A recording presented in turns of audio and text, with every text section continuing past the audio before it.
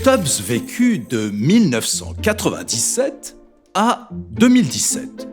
Durant 20 ans, il fut maire du district historique de Talkeetna, en Alaska. Tous les après-midi, Stubbs se prêtait à une petite halte désaltérante dans un restaurant du coin. Rien de bien spécial à tout cela, nous dira-t-on, mis à part le fait que Stubbs était un chat maire en quelque sorte. Ah, ces chers félins qui laissent peu de monde indifférent.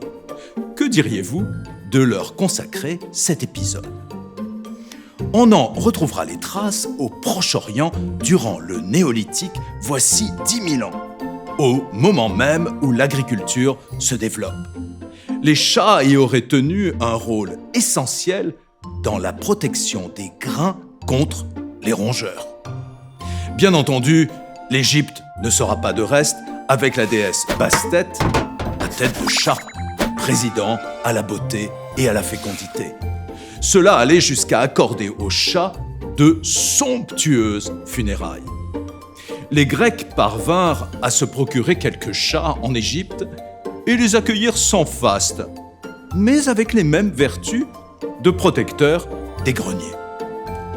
Rome leur fit une place honorable, réservée aux familles fortunées, jusqu'à ce que leur taux de reproduction les dissémine dans toutes les couches de la population, puis de l'Empire.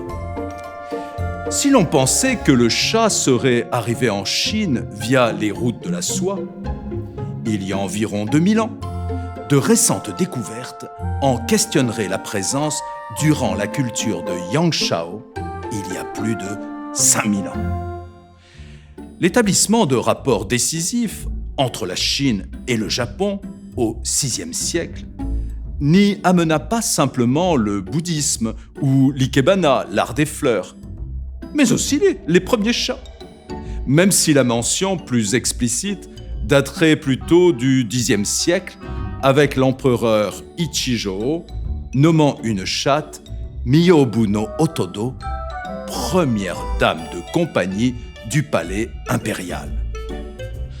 En Inde, la déesse Shashti, protectrice des enfants et de la fertilité, se déplace sur un chat, son Vahana.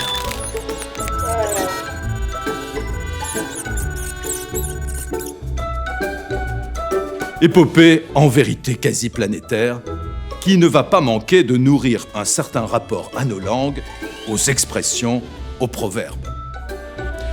Donner sa langue au chat ? En fait, l'atténuation d'une autre expression, donner sa langue au chien. Entendons, à manger. Ou encore en chinois, peu importe que le chat soit gris ou noir, pourvu qu'il attrape les souris. Expression favorite de Deng Xiaoping. Morale de l'histoire, que l'on parle alors de chat noir et de son accusation de sorcellerie, de mannequin-écho à l'entrée des commerces ou de chat poté. Accordons toute notre attention à ce fin observateur de l'humanité de très longue date qu'est le chat. Au fait, concernant les vies plurielles des chats, 6, 7, 8, 9, selon les cultures, bien des légendes s'en disputent les origines. Égyptiennes, turques, grecques.